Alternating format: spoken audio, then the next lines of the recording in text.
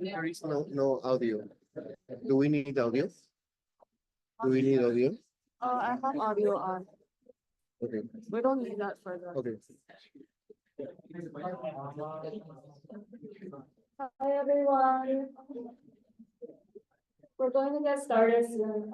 Hi, everyone, and thank you all for joining us today for this LIBS presentation.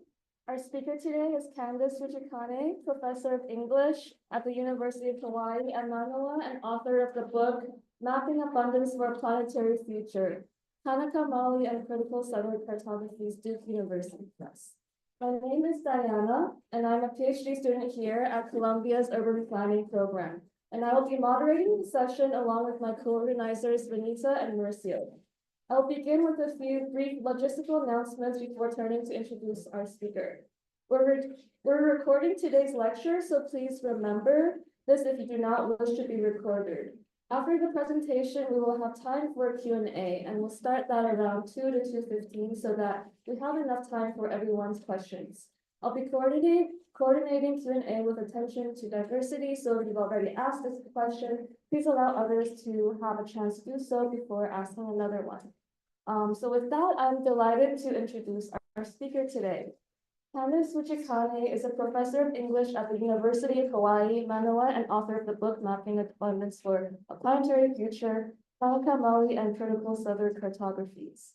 Her writing and research engage synchronic sets of practices, those that challenge the operations of the US occupying settler state and those that enact a future beyond it. Professor Fujikane is actively involved in land struggles against urban and industrial development of Kanaka Oiwi sacred and storied places. She also teaches classes on the stand that Aloha Aina are taking to protect lands, waters, and skies in Hawaii. So please join me in welcoming Candace Fujikane.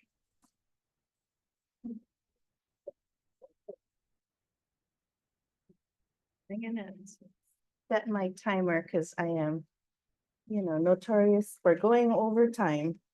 Okay, so I'm gonna just set it for 45 or for 3 minutes, and then I'll have 2 minutes. Thank you so much, Diana. I really appreciate it. It's so nice to see all of you here. I mean, this is great. So excited. And I want to thank the Graduate School of Architecture, Planning and Preservation for sponsoring the event. Thank you to Diana for being so kind and really helping me out with the logistics of the trip. And thank you to Mauricio and Benita for planning the series. So, I'm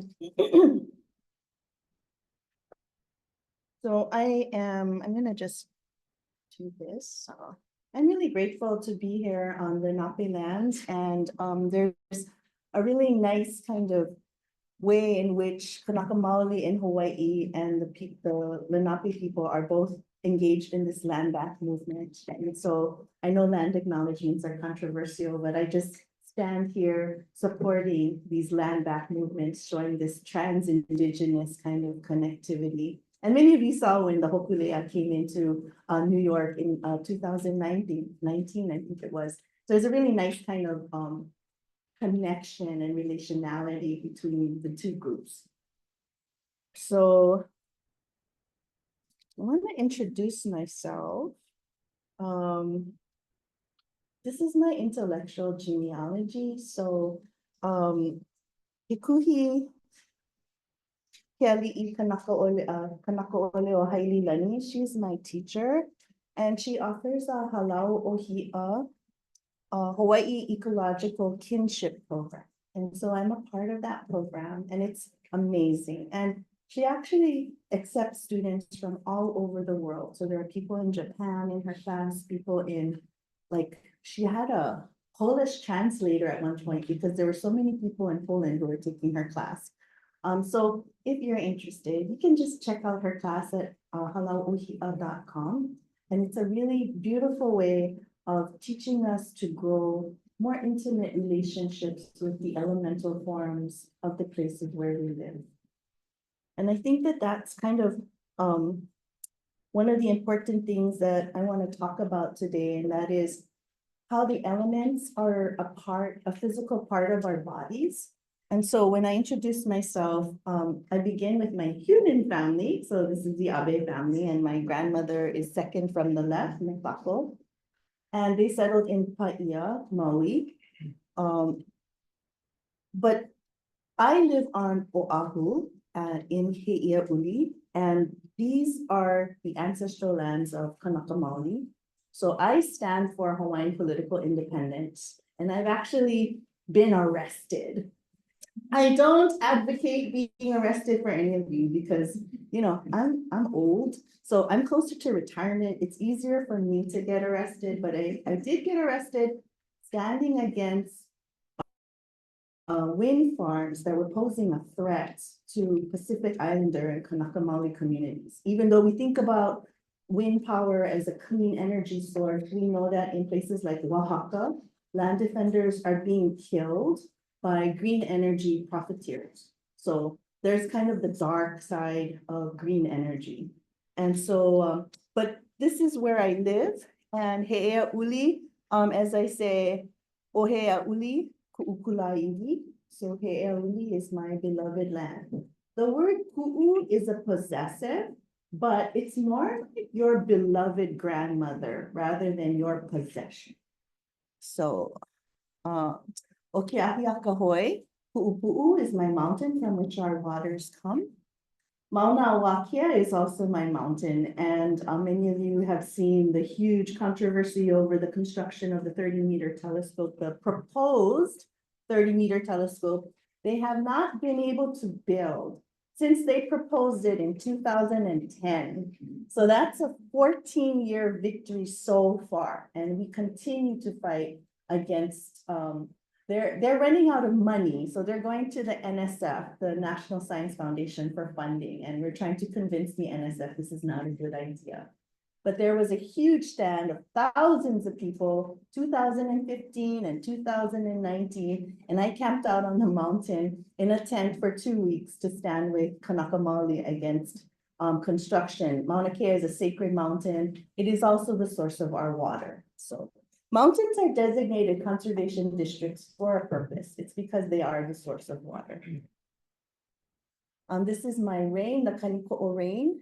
And it's really nice to actually take time to spend outdoors watching the elements. So Kaniko'o means the sound of the tapping of a cane of an older man.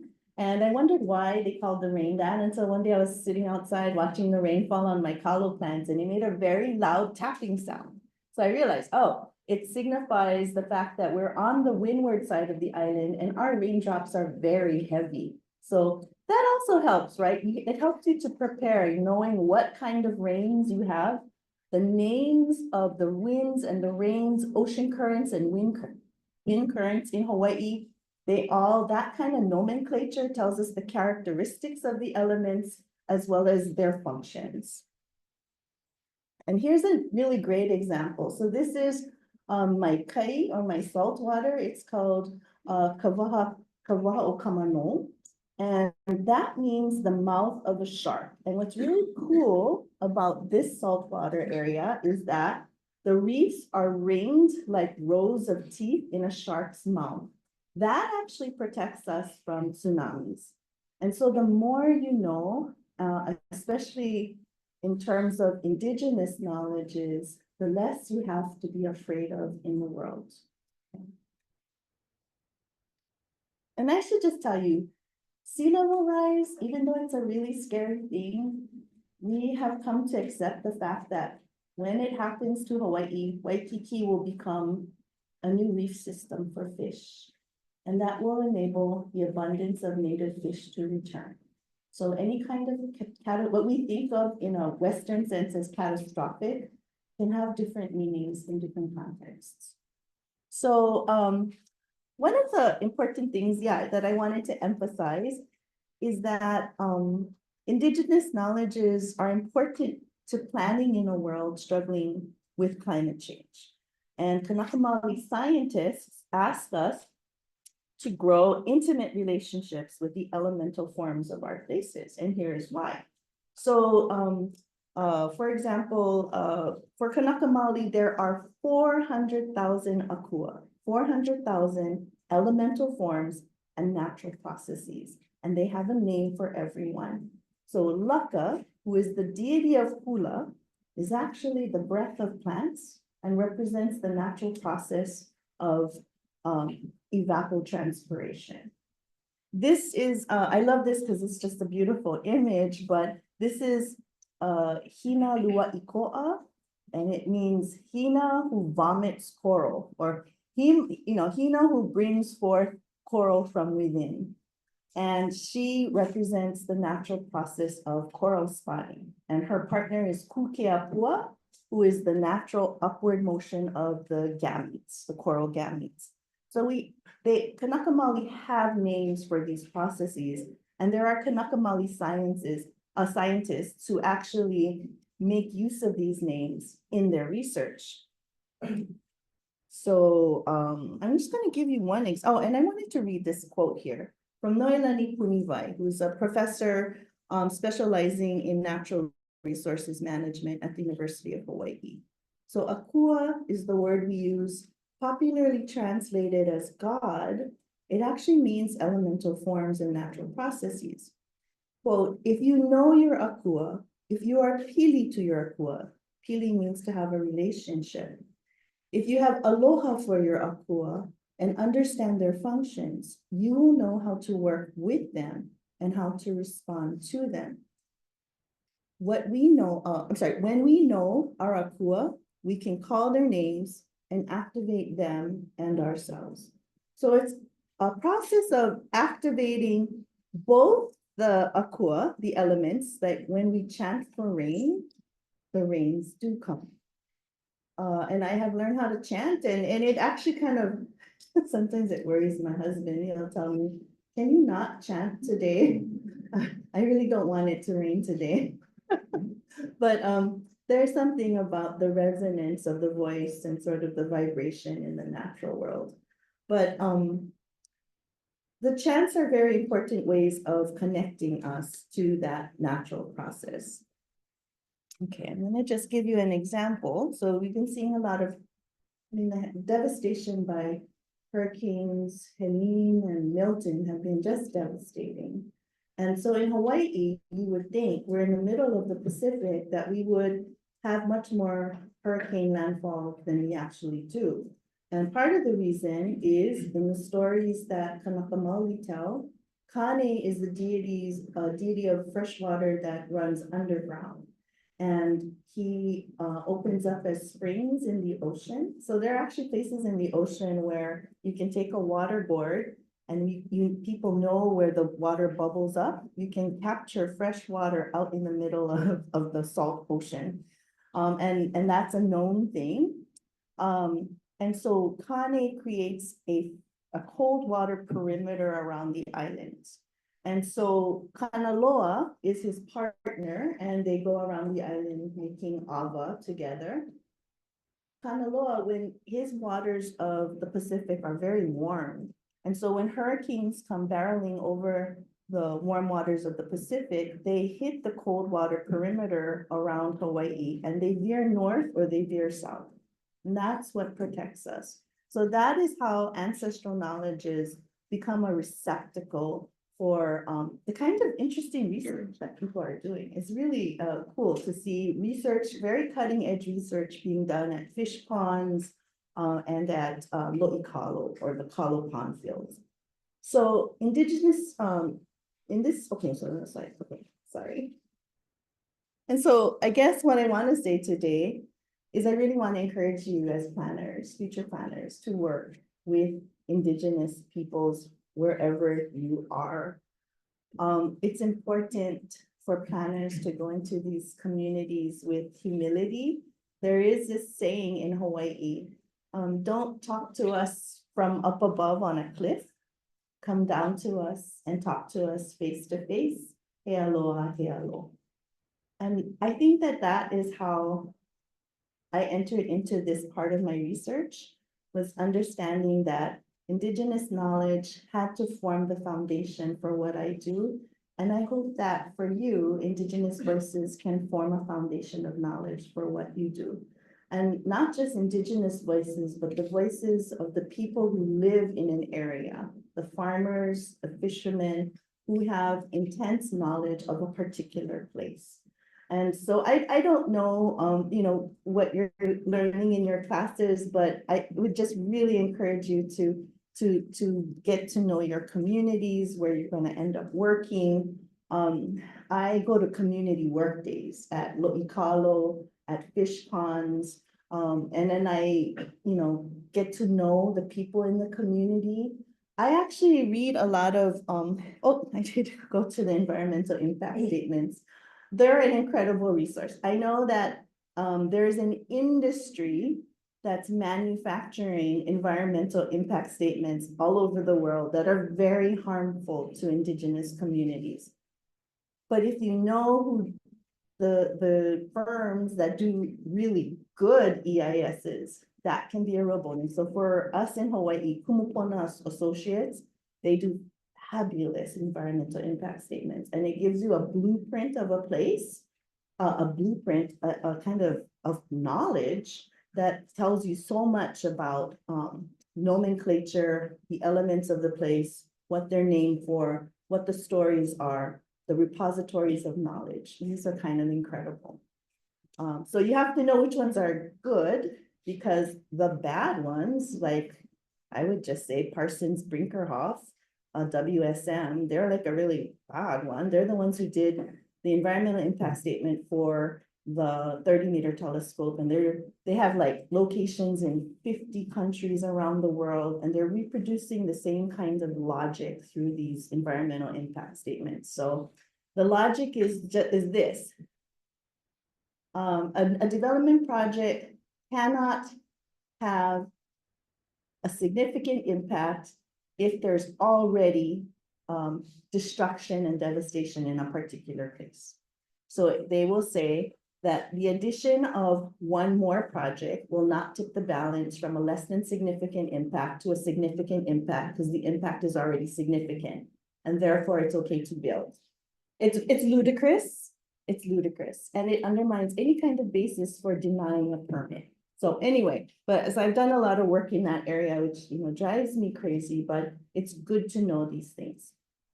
So I'm going to shift now to Lahaina and talk about the fire. So on August 9, 2023, Lahaina made international headlines as people all over the world witnessed the devastation caused by anthropogenic fires. So these are not wildfires, they're caused by humans.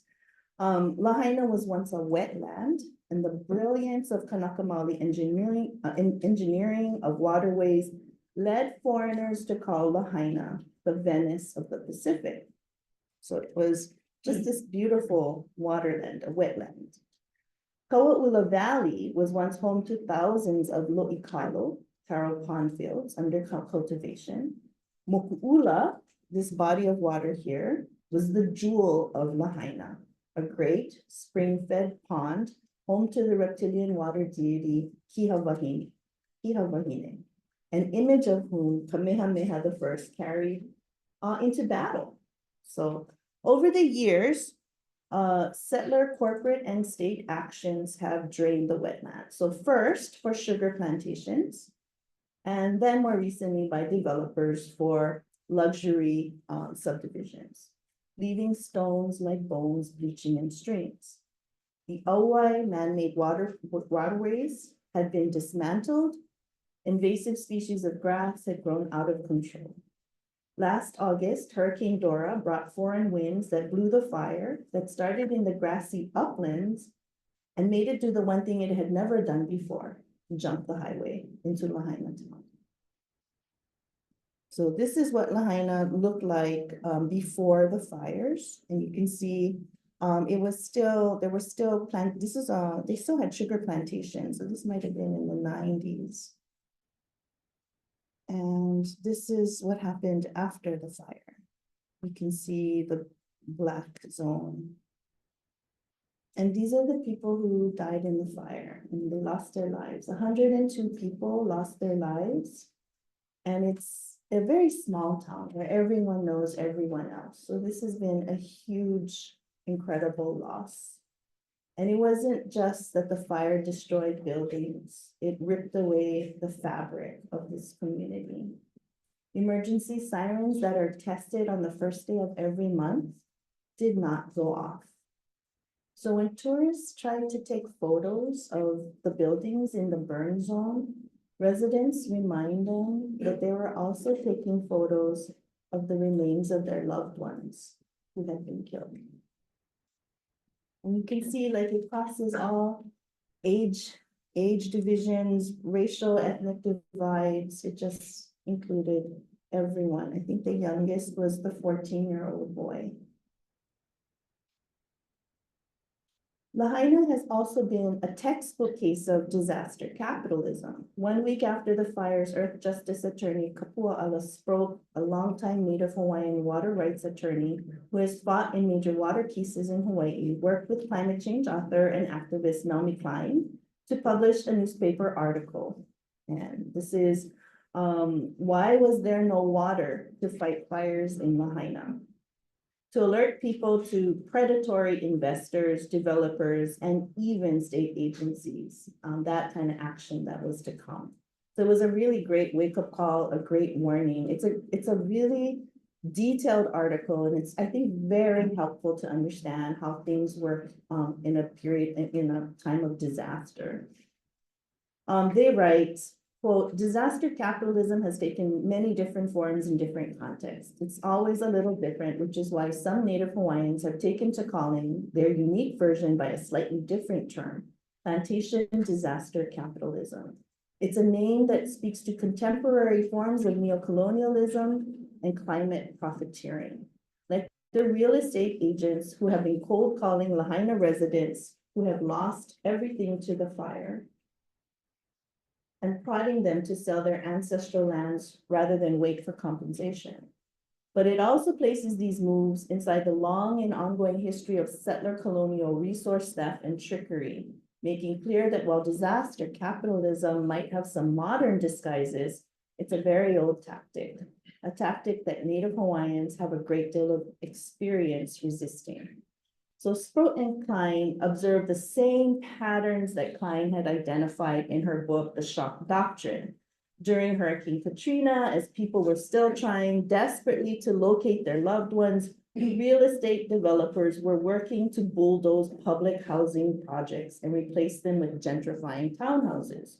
And during the 2004 tsunami, real estate developers seized beachfront land stewarded by fishermen and farmers, so too in Lahaina. Sproat and Klein lay out the operations of disaster capitalism, as well as Kanaka Maoli calls for the restoration of diverted waters to restore the wetlands of Lahaina, as I'll take up later in the talk.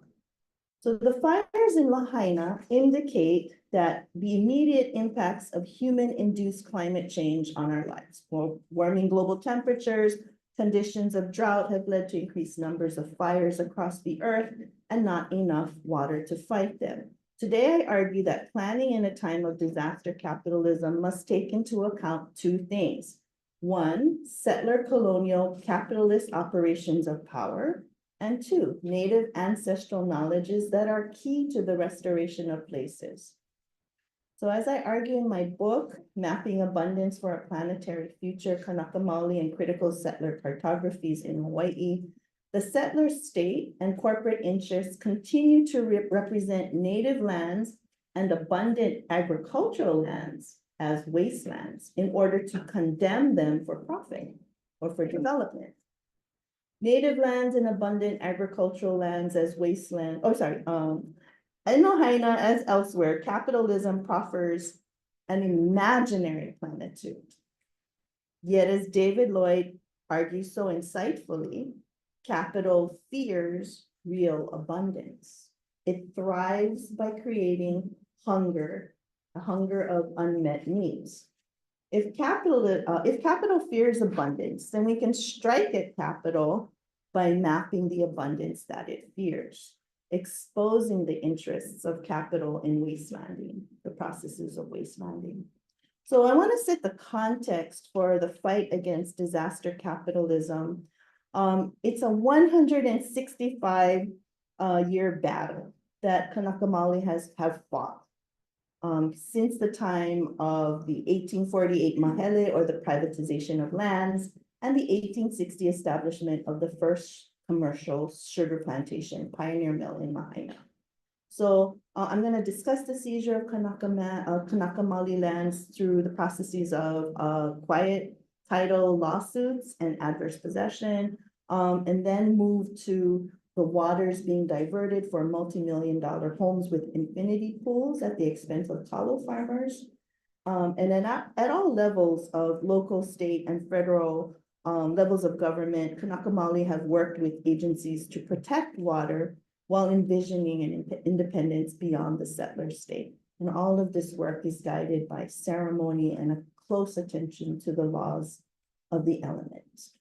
I want to circle back at the end to look at what real restoration looks like on Kanaka Maoli terms.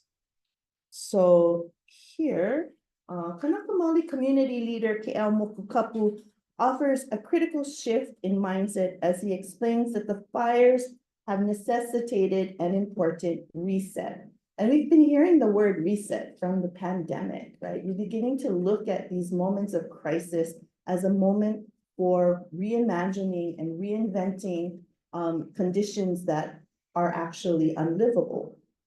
So he argues that the fires, quote, the fires have given us a chance to rebuild Lahaina town in a way that will better help us face the future. Are we going to rebuild Lahaina town as it was?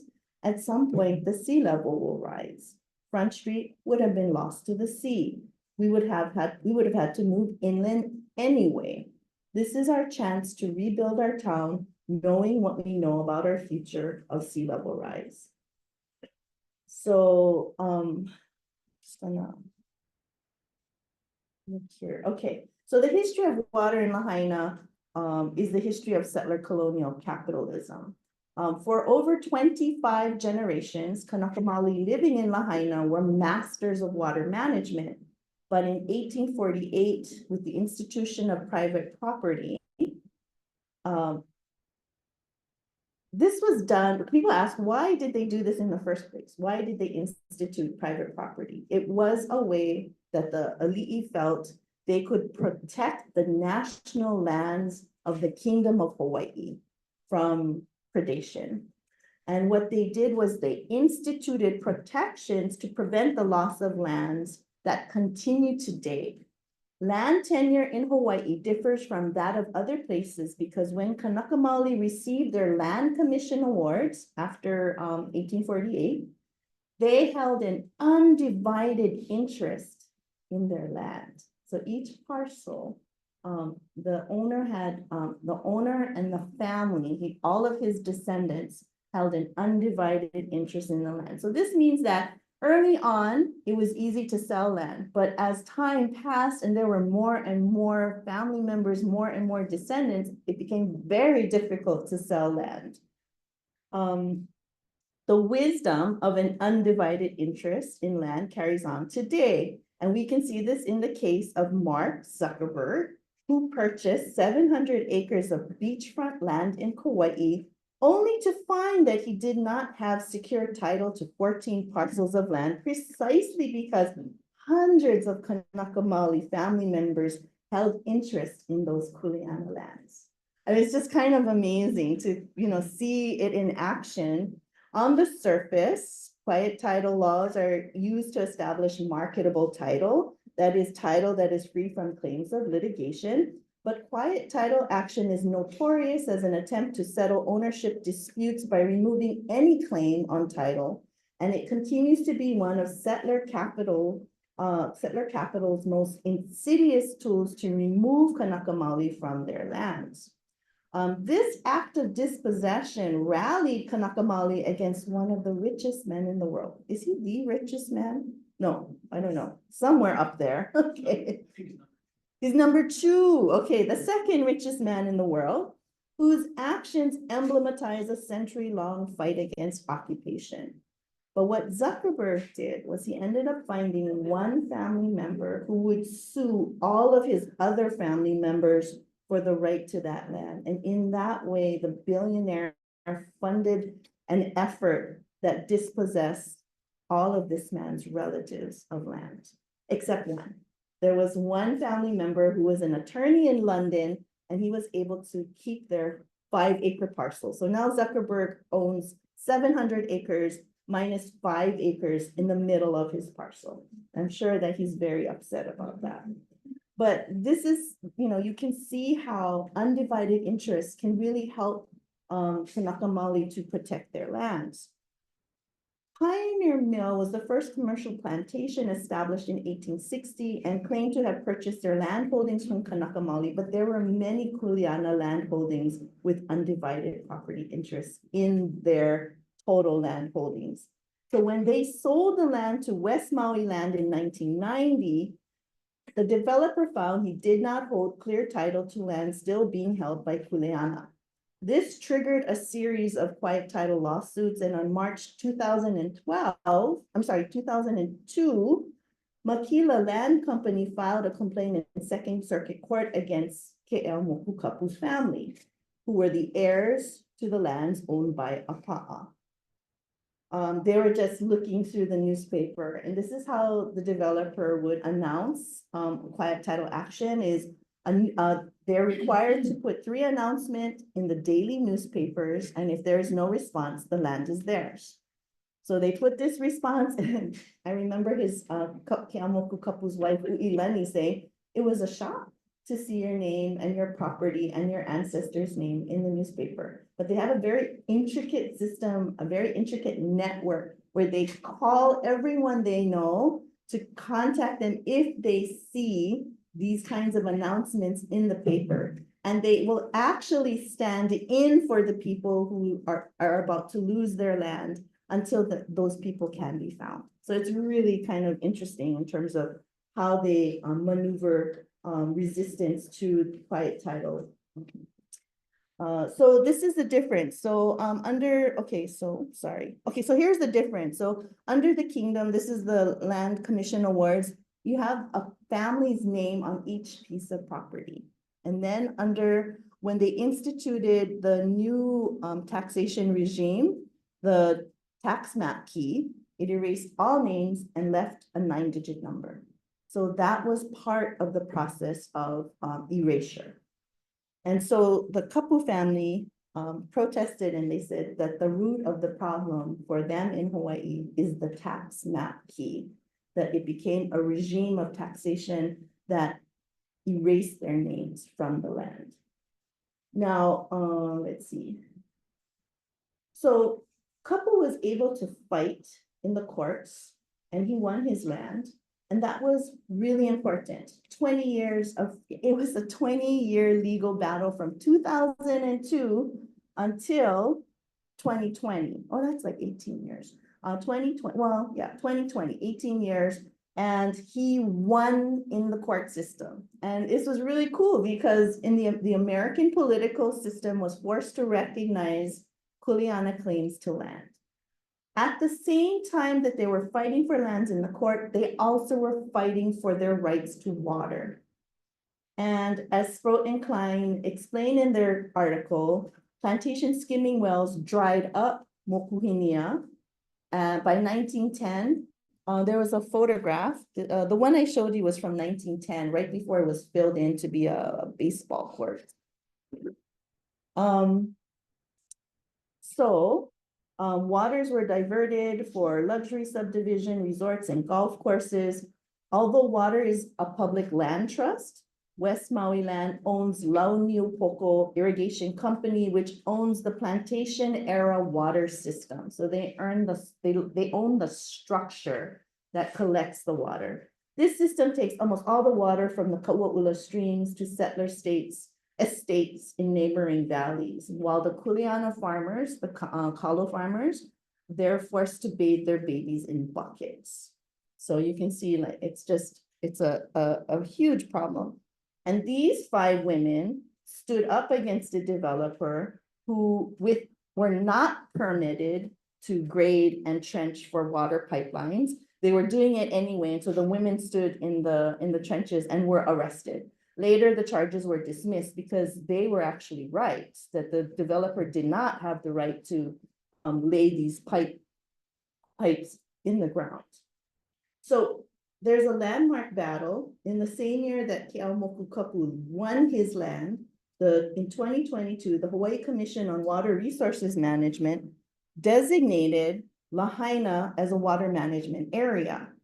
And this institutes a new permitting system that would protect kalo farmer rights and the environment overuse by developers.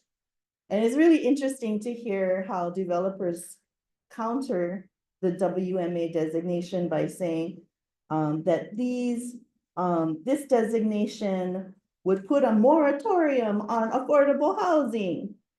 Not that they were interested in building affordable housing at all. It was just kind of a ruse. Okay. But the 2023 fires became an excuse for the governor to suspend the water code.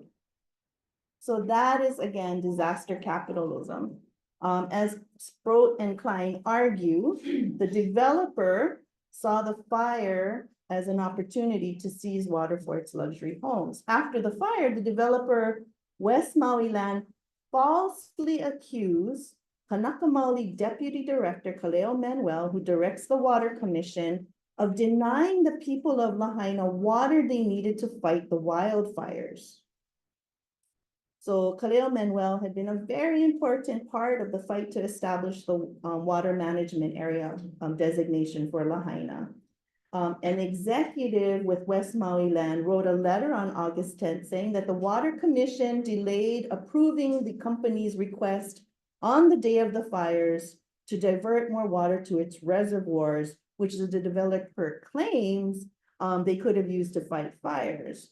The executive told this story to the Civil Beat reporter, who told the story to, I guess there were, Governor Josh Green was being told this story at the same time.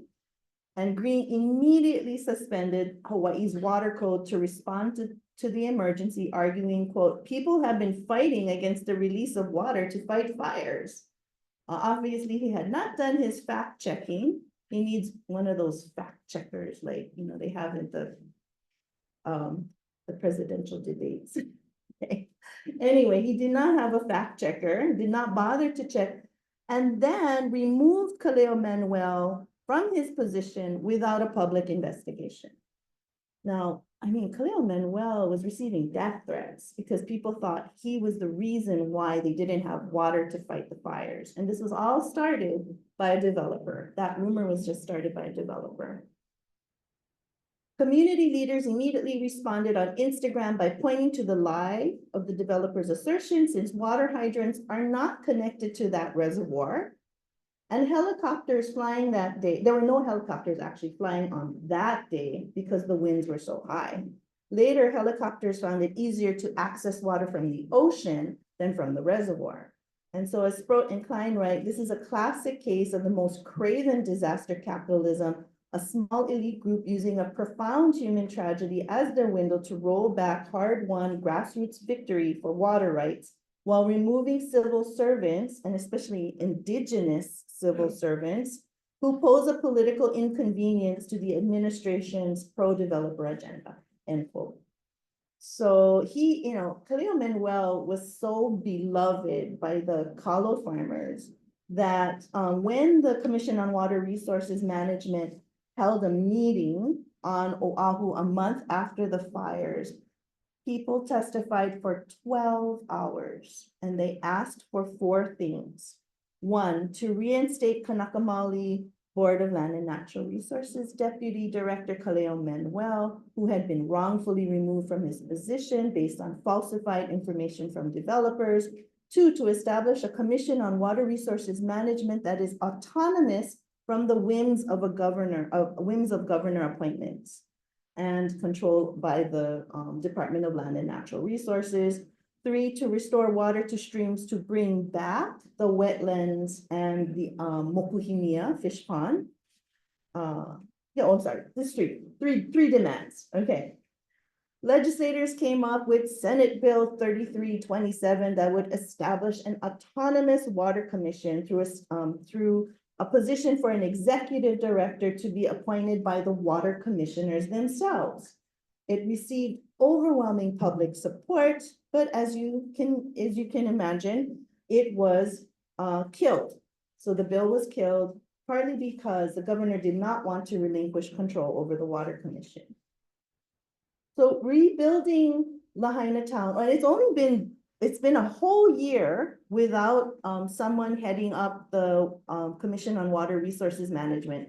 A year during, a rebuilding crisis, and they had no one at the helm, and just recently the governor appointed someone.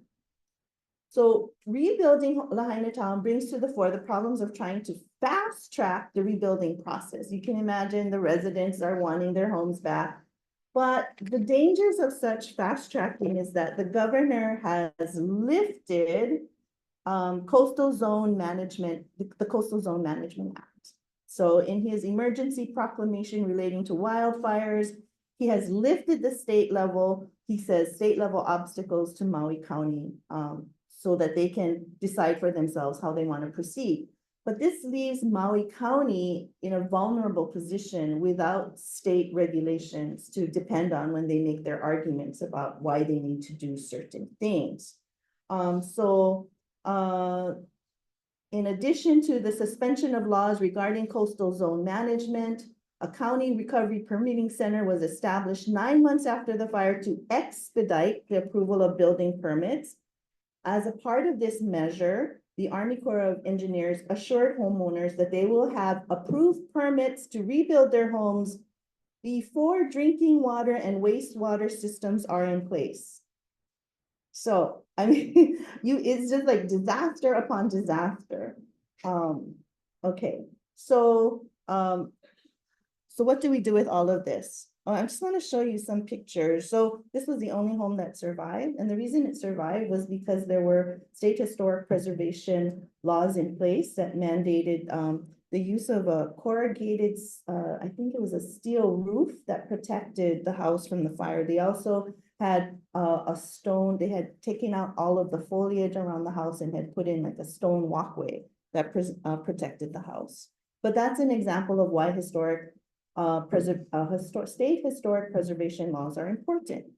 So this is what the wharf looks like, and many of these commercial owners want to rebuild exactly on the water, rebuild it exactly as it was, even though Maui County has instituted what's called the erosion hazard line. So right now, the setback from the shoreline has to be either 200 feet to account for sea level rise, or 40 feet in from the erosion hazard line.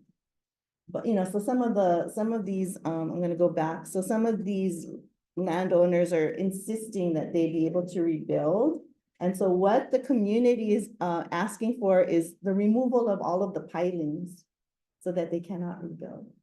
So I think it's kind of important that the community have control. I mean, we're all seeing the increases in our insurance rates, and I'm sure that they probably couldn't even get insurance for building something within the sea level rise zone. Anyway, just some of the difficulties that, on a concrete level. For Kanaka Maoli, planning is very deliberate. It's always done with intentionality and planning. So this is, we rebuilt a stone fish pond wall, and there was a lot of work that went into planning how to rebuild this fish pond wall. They taught all of us the rules of rock building. So I was there learning how to build a rock wall, and it was amazing. It was amazing that amount of knowledge that goes into building these rock walls, so that they're planning walls that will last for generations, right? For 800 years is the plan. So what is the solutions that Kanaka Maoli and settler scientists have proposed? So Dean Akoa Farrant, Clay Trowernick, Aurora Kagawa Viviani, and Carla D'Angelo have put together a really beautiful kind of plan that was published in the National Academy of Science, the Proceedings of the National Academy of Sciences. This would be kind of interesting, I think, for you to access and to see. So they call for biocultural interventions. And I think, you've heard of these kinds of interventions before. Kagawa Viviani is actually one of the water commissioners. And she listened to hundreds of hours of people's testimony on the problems of water management during the fire. And so, oh my gosh, I think I'm over time. Wait, no, I'm at just that time, right? It's 45. Okay, my alarm hasn't gone off. Okay. I'm gonna stop pretty soon. Okay. But they call for putting in green lines for like riparian and other forms of plant life to form these green breaks. And then for the restored streams to form blue breaks. So they're looking holistically at the system and looking at where you could institute blue breaks, green breaks, where you can use cattle grazing to eliminate dry brush. And they're also thinking about how there can be more partnerships between landowners and community restoration groups who are trying to restore places, but often find it difficult to find to get leases for the lands that they want to restore. So if there could be some kind of partnership with economic incentives, or also, economics incentives or fines if landowners do not form partnerships to take care of the land. So they're advocating for a greater land care. And so there's that going on. And in terms of working with the elements, Kanakamali community leader, Ke'amuku Kapu has worked to make protocol a part of the process. So 1,300 people working for FEMA out in the burn zone, and he has them all do prayer. And the prayer is meant to attune them to the natural world around them, and to open them up to more keen observation of the conditions that they need to address. I'm gonna just kind of stop there. I mean, there's other stuff that's going on, but I kind of went on and on, so I'm gonna just stop. So thanks very much for listening and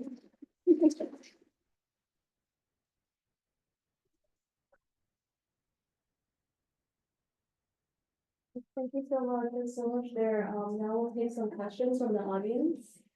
yeah, ask me like really hard questions. I really like hard questions. Yes. I really enjoyed it and a lot.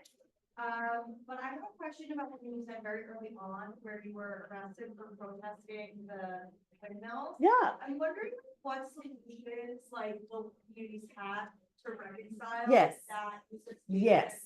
Still need Yes. That's a great question. So in most countries, there's a 1 mile setback. And in this case, the windmills were 1,300 feet away from schools and homes. So a 1 mile setback, they were trying to pass one through the legislature, but that got killed. So right now there is no setback. And my sister works for Hawaiian Electric, which is really cool. So I asked her all these questions and she says, well, land is expensive, so they don't want to invest a lot of money in land. And so it's like, well, then that's a problem that has to do with their reluctance to put out more of an investment. Yeah. There are also wind farms that do not have those big turbines. There's the really cool ones that vibrate, and I think those are just great because the turbines are killing endangered bats, and the ope'ape'a are actually ancestors to Kanakamali. So I think like legalizing a 1 mile setback would be great. Thinking about non-turbine or turbine kinds of windmills would be great. There are a lot of different options, but what happens is developers choose the most expedient and the cheapest way to deal with the problem. And the state is just looking at clean energy as clean energy, and was not considering the concerns of the community about flicker effect. There's a lot of health problems raised when you have the windmills in such close proximity to communities. Flicker effect, the low frequency vibrations, those trigger people who have epilepsy. They're said to make people feel nauseous. the people who live in the area. So it was just kind of awful to hear people testifying about the impact of the wind farms on their lives. But yeah, those are some solutions. And, you know, people all over the world are fighting wind farms. The Sami people have just made it their indigenous rights to be able to graze their reindeer without fear that their grazing lands will be taken away by the wind farm. So, you know, the other thing that they're doing right now is they're trying to put the wind farms on the ocean. So the offshore wind farms is another thing that they're trying to do. The problem with that is, like, one problem is that where they wanted to put the wind farms, it's where these two currents meet and it creates huge waves, and fishermen would follow the fish and the fish would be attracted to the offshore wind farms. So that would endanger the lives of the fishermen. Also, they're saying that it's not good for marine life, you know, so. Anyway, those are just some things that I've heard. It's really fascinating to get into, like, how people in the communities are doing research. And it was the fishermen who came out to testify about their concern with the wind farm where the currents were meeting. Yeah. So thank you. Yeah, go ahead, yes. Hi. Thank you so much for your lecture. I guess my question is on the sort of Kuleana land collective tenure rights versus private property rights. Yes. I mean, I'm just wondering, do you see, I mean, you kind of alluded to the weakness in the collective property regime in the way in which, let's say, Zuckerberg has been able to, Yes, you know, kind of fragment the community. exactly. But I'm just wondering, you know, often in like sort of settler communities, there is this sort of contradiction or this kind of tension between private property rights and collective tenure rights, Yes. in a way that, okay, private property rights is bad and exploitative and extractive in some sense, but also collective tenure rights tend to like fossilize the community in certain ways, and also maybe do not protect, let's say, across gender or other like internal contradictions within sort of indigenous community. Yeah. So I'm wondering if you can speak a little bit to that, maybe, or, you know, maybe it's not something that's prevalent here because there is this larger sort of settler thing. I think that most of the cases I've heard are Kuleana landowners fighting the potential development of their properties. So it's used for that purpose. I can see what you're saying about sometimes there's a lot of indecision over what to do with a piece of property because the family members don't agree. And of course, it creates a lot of division between people. But, you know, I've not heard so much about that as a problem. It's kind of more how community leaders are seeing it as a way of protecting Hawaiian lands, which was the initial purpose of the Mahele, was to protect lands. People tend to see it as, you know, the King Kamehameha III being brainwashed, but no, he was very smart and he knew that they would have to deal with this at some point. And so he tried to regulate it in a way that would protect Kuleana rights. So, yeah, I mean, I don't know, there's people who are so just don't know like about what kinds of problems have been coming up for the families. So there's also a difference between that kind of family-owned property versus the idea of the commons. So the commons in Hawaii has been used in a very settler kind of way to seize, so the land seized from Native Hawaiians, 1.8 million acres of Crown and government land seized at the time of the overthrow. That's half of the land in Hawaii. There's 4 million acres of land. So legally, Hawaiians have a claim to 1.8 million acres of land. But that has been now renamed by the state the Public Land Trust, so that it belongs to everybody. And to, you know, for, you know, we can see how that's a settler land grab. Yeah. So there's that issue. And right now the government cannot sell that particular land trust.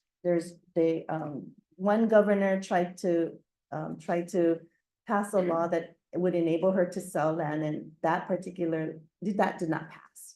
So there's a potential problem there, as far as the state, dismissing Kanakamali claims based on the fact that they say that this land belongs to everyone. So the commons does not always work in indigenous people's favor.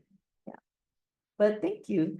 Yeah, I'm sorry, I have to think more about what are the problems raised by. Right now, we only see it as it's being utilized as a tool right now. Yeah, thank you.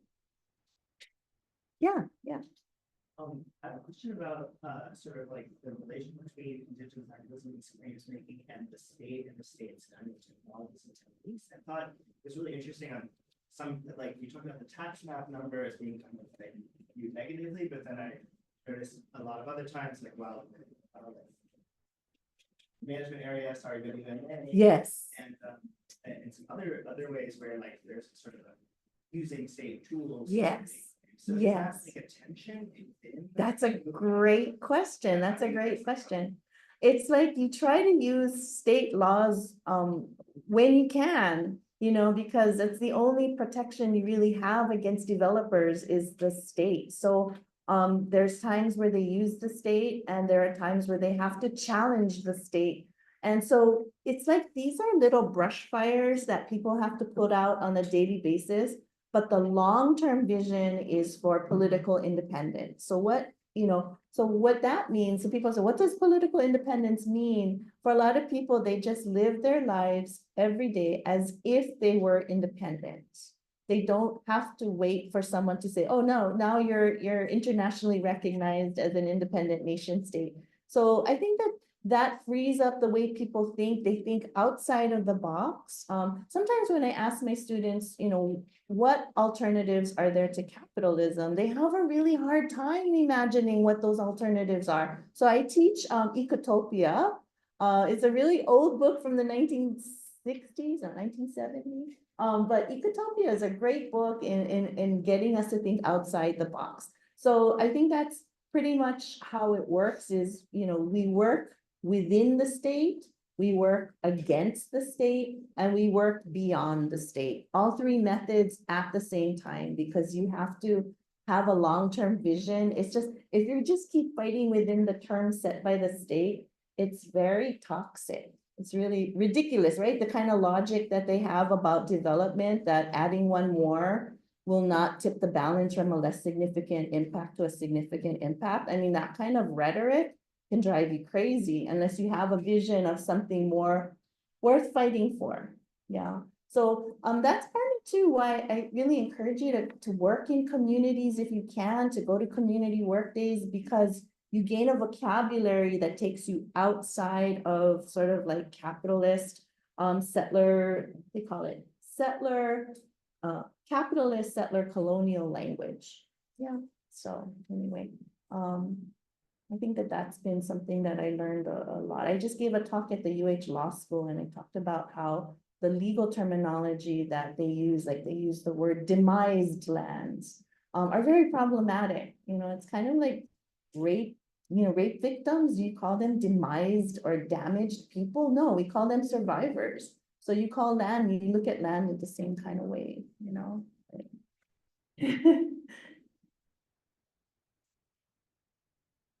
And if you do have a copy of my book, Mapping Abundance, just wanted to let you know that I used the term settler aloha aina, and I actually got it from a Kanaka Maoli scholar who had not had any pushback against it. But then when I started using it, people were like, no, we don't like that. Because aloha aina is a Kanaka Maoli value that has to do with their genealogical connectedness to land. And so I said, okay, I mean, and not everybody, agrees, but I said, I don't want this to become a problem. So I don't use the term settler aloha aina anymore. So I think it's really good, like when you're criticized, to move with the criticism, it's like, it doesn't hurt you to say, okay, I don't have to use that term anymore. Yeah. I usually write about it in an article as a pedagogical moment. Here, this is what we can learn from my mistake, Yeah. Yeah, I'm a little bit interested in that discussion that was happening close fire about rebuilding, about kind of engaging with the land. Yes. after the fire. Yes. And I'm little bit to your, you touched on this, but it's almost like the need to reanimate the land. Yes. So as to like combat the kind of settler colonial capitalist logic of like enclosure, of like Yeah, abstraction. right, right. So I was wondering if you could speak a little bit to like, if, like where that discussion was going and thinking about perhaps even like revitalization of culture and language. Yeah, In the process of rethinking Yeah. and remapping where kind of like bodies are operating. So interesting what you're asking, because it reminds me of all the work that people are doing to get places recognized as people, personhood, having personhood. And the only concern I have about that, and I'm not sure, but I feel like in places like Aotearoa, where they're getting personhood recognition for land, that leads tribes to have to relinquish their claims to land. So you have to have a tremendous faith that the state will do the right thing. Yeah. So there's that extreme, but not to that much of an extreme, but a way for people to think about the land in Lahaina differently is to think about the land that feeds, to think about it not as real estate, but as land that feeds. And there's a song. Oh, I had more stuff. That's right. So this is the other stuff. So this was the argument. Ho'ikanani. So ho'ikanani means to bring back the beauty, and the idea of abundance being defined as beauty and beauty being defined as abundance, the abundance that feeds. That's how they saw the restoration of the land, that it would be the restoration of a land that could feed. So you know how, I don't know if you've seen like how the banyan tree has become like emblematized as the symbol of survival because the banyan tree survived. The banyan tree is an invasive species, and it actually sucks up way more water than native trees do. In fact, someone had to actually literally go and hose that tree with water that nothing else was getting that water. So what Kanakamali have said is the old name for Lahaina was, I think it's Kamalu Ulu Olele, or in the shade of the breadfruit trees of Lele.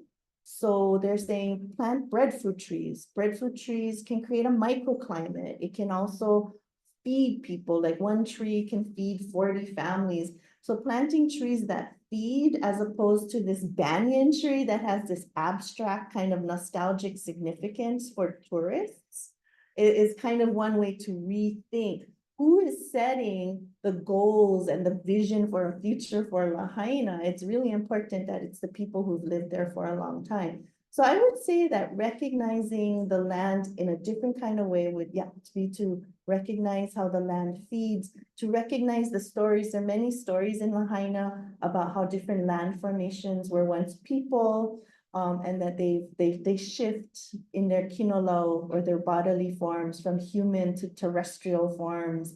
And that also, gives people a different sense of land. So like when I used to take my kids hiking, I would tell them, don't step on the rock because you don't know if that could have been a person. And they'd be like, so they don't step on rocks, big boulders like that. They pay more attention to rocks, so I think Robin Wall Kimmerer talks about this is the grammar of animacy. And she talks about how, places like to be a bay, it can be a verb. So if you can recognize a grammar of animacy for these places, that can also help us care for them differently. It's a great question, and I have to think about that some more, But so far the mo'o, so this reptilian water deity, Kiha Wahine, she has become like the mobilizing force.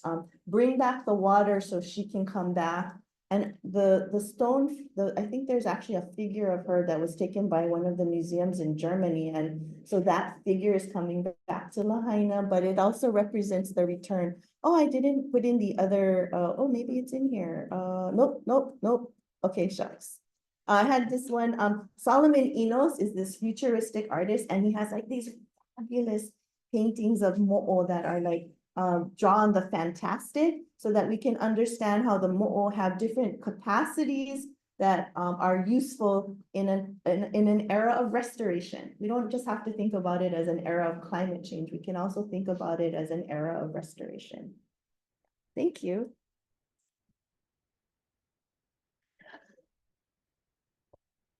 Thank you so much for the engaging conversations, and on behalf of DSAP and planning, I would like to thank you again, Professor Fujikane, for your wonderful presentation.